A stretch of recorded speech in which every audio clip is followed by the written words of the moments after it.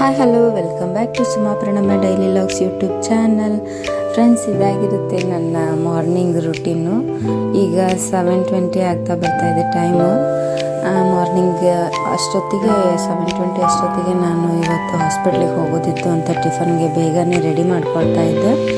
ನನ್ನ ಮಗಳಿಗೆ ಬಾಕ್ಸ್ ಎಲ್ಲ ಕಟ್ಟಿ ಹೋಗಬೇಕಲ್ವ, ಅದಕ್ಕೋಸ್ಕರ ಇವತ್ತು ಚಪಾತಿ, ಬೆಂಡೆಕಾಯಿ ಪಲ್ಯ ಹಾಗೆ ಚವಳರಿಕಾಯಿ ಪಲ್ಯನ ಮಾಡಬೇಕು ಅಂತ ಅಂದ್ಕೊಂಡು ಪ್ರಿಪೇರ್ ಮಾಡ್ಕೊಂಡಿದ್ದೆ. ಆಲ್ರೆಡಿ ನಾನು 7:20 ಅಷ್ಟೊತ್ತಿಗೆ 6 ಗಂಟೆಗೆ ಎದ್ಬಿಟ್ಟು ಚಪಾತಿ ಹಿಟ್ಟೆಲ್ಲ ಕಲಸಿ ಚವಳರಿಕಾಯಿ ಅಂತೀವಲ್ವ ಅದನ್ನೆಲ್ಲ ಕಟ್ ಮಾಡ್ಕೊಂಡ್ಬಿಟ್ಟು, ಹಾಗೆ ಈ ಕಡೆ ಬೆಂಡೆಕಾಯಿನೂ ಕಟ್ ಮಾಡ್ಕೋಬೇಕು ಅಂತ ಎಲ್ಲ ತೊಳೆದು ಕ್ಲೀನಾಗಿ ರೆಡಿ ಮಾಡ್ಕೊಂಡಿದ್ದೆ.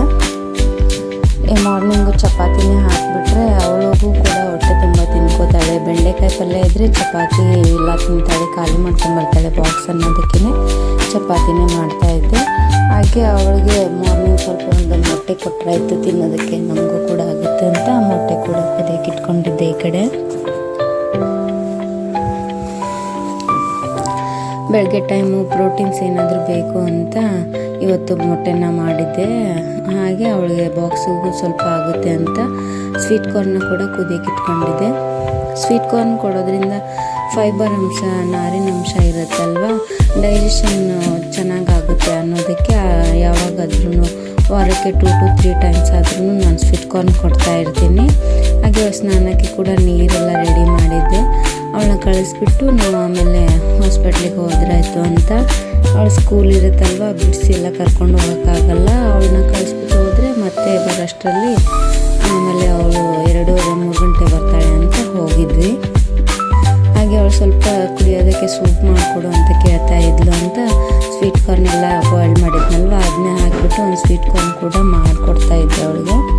ಮಾರ್ನಿಂಗ್ ಸ್ವಲ್ಪ ಸೂಪ್ನ ಕೇಳ್ತಿರ್ತಾಳೆ ಅವಳು ಕುಡಿಯೋದಕ್ಕೆ.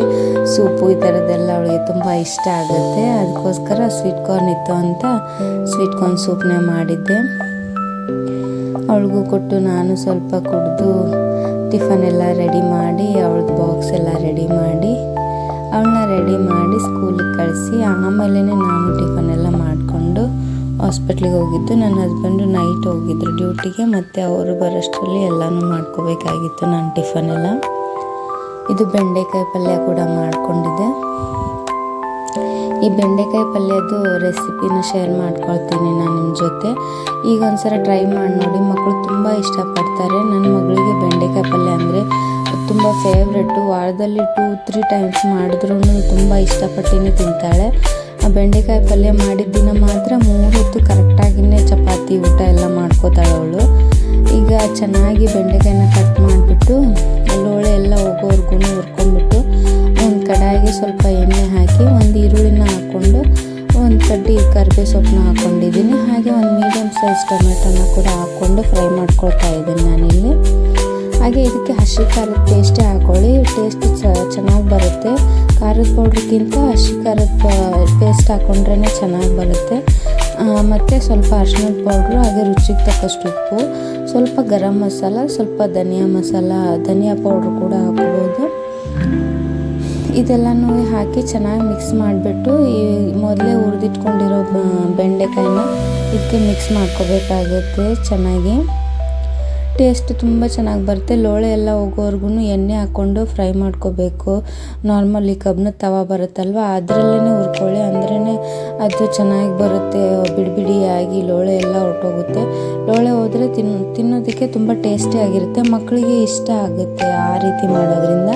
ಇದಕ್ಕೆ ನಾನು ನೀರೇನು ಹಾಕ್ಕೊಳ್ತಾ ಇಲ್ಲ, ಬೇಕು ಅಂದರೆ ನೀರು ಕೂಡ ಹಾಕ್ಕೋಬೋದು.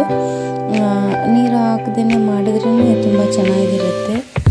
ಲಾಸ್ಟಲ್ಲಿ ಸ್ವಲ್ಪ ಕರ್ಬೇವಿನ ಸೊಪ್ಪು ಹಾಕ್ಕೊಂಡ್ರೆ ಬೆಂಡೆಕಾಯಿ ಪಲ್ಯ ರೆಡಿ. ಈಸಿ ಆಗೂ ಇರುತ್ತೆ, ಟೇಸ್ಟಿಯಾಗಿ ಇರುತ್ತೆ, ಟ್ರೈ ಮಾಡಿ. ಹಾಗೆ ಅದ್ರ ಜೊತೆಗೇ ಸ್ವಲ್ಪ ಚವಳರಿಕಾಯಿ ಪಲ್ಯ ಕೂಡ ಮಾಡ್ಕೊಂಡಿದ್ದೆ ನಾನು. ಅಂದರೆ 2 ಪಲ್ಯ ಆದರೆ ಮಧ್ಯಾಹ್ನಕ್ಕೂ ಆಗುತ್ತೆ, ಮತ್ತು ಬಂದು ಅಡುಗೆ ಮಾಡೋದೆಲ್ಲ ಕಷ್ಟ ಆಗುತ್ತೆ. ಮಾಡಿಟ್ಟೆ ಹೋಗ್ಬಿಟ್ರೆ ಮಧ್ಯಾಹ್ನ ಬಂದ ತಕ್ಷಣ ಊಟಕ್ಕೆಲ್ಲ ಮಾಡ್ಕೋಬೋದು ಅಂತ ಚವಳರಿಕಾಯಿ ಪಲ್ಯ ಮತ್ತು ಅದು ಬೆಂಡೆಕಾಯಿ ಎರಡೂ ಮಾಡಿಕೊಂಡು ನಾನು ಕೂಡ ಟಿಫನ್ ಮಾಡಿಕೊಂಡು ಹೋದೆ. ಚಪಾತಿ ಎಲ್ಲ ತಿಂದ್ಬಿಟ್ಟು ರೆಡಿಯಾಗಿ ಬೈಕಲ್ಲೇ ಹೋಗಿದ್ವಿ. ಯಾಕಂದರೆ ಬಸ್ಸಲ್ಲಿ ಹೋದರೆ ನನಗೆ ಚಿಗರಿ ಬಸ್ಸಲ್ಲಿ ಹೋದರೆ ಸ್ವಲ್ಪ ವಾಮಿಟ್ ಸೆನ್ಸೇಷನ್ ಆಗುತ್ತೆ ಅಂತ ಬೈಕಲ್ಲೇ ಹೋಗಿದ್ವಿ. ಅಲ್ಲಿ BRDS ಹೈವೇಲಿ ಇರೋ ಹಂಪ್ಸು ಎಲ್ಲ ಏನೂ ಇರಲ್ಲ ಅಲ್ವಾ, ಅಲ್ಲಿ ಆರಾಮಾಗಿ ಹೋಗ್ಬೋದು ಅಂತ ಅದರಲ್ಲೇ ಹೋದ್ವಿ ನಾನು ನನ್ನ ಹಸ್ಬೆಂಡು. ಮತ್ತು ಬೇಗ ಬರೋಕ್ಕಾಗತ್ತೆ, ಅಷ್ಟೊತ್ತಿಗೆ ಅವಳದು ಸ್ಕೂಲ್ ಬಿಡುತ್ತೆ ಅಂತ ಬೇಗ ಆಗುತ್ತೆ ಬೈಕ್ ತೊಗೊಂಡು ಹೋದ್ರೆ ಅಂತಲೇ ನಾವು STM ಹಾಸ್ಪಿಟ್ಲಲ್ಲಿ ತೋರಿಸೋದು, ಧಾರವಾಡದಲ್ಲಿರೋ STM ಹಾಸ್ಪಿಟ್ಲು. ಅಲ್ಲಿನೇ ಹೋಗಿ ಎಲ್ಲ ಚೆಕಪ್ ಮಾಡಿಸ್ಕೊಂಡು ಬಂದ್ವಿ.